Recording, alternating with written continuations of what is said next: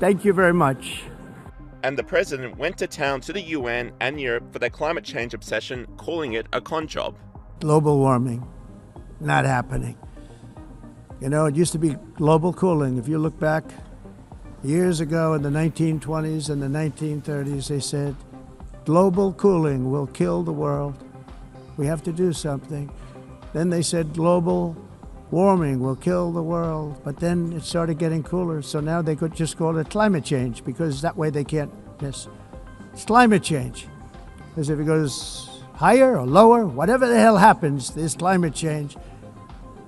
It's the greatest con job ever perpetrated on the world, in my opinion. And it seems the speech wasn't enough for Trump, with the president doubling down on Truth Social afterwards, claiming the UN sabotaged his appearance after the escalator he was riding abruptly stopped. He said, "A real disgrace took place at the United Nations yesterday. Not one, not two, but three very sinister events. First, the escalator going up to the main speaking floor came to a screeching halt. It stopped on a dime. It's amazing that Melania and I didn't fall forward onto the sharp edges of these steel steps face first. It was only that we were each holding the handrail tightly, or it would have been a disaster. This was absolutely sabotage, as noted by a days earlier post in the London Times that said UN workers joked about turning off an escalator. The people that did it should be arrested."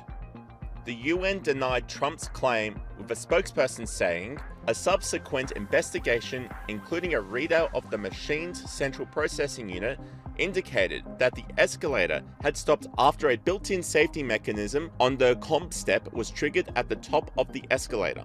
And while some European leaders were taken aback by the blunt speech, Polish President Karol Nawrocki agreed with Trump's warning for Europe.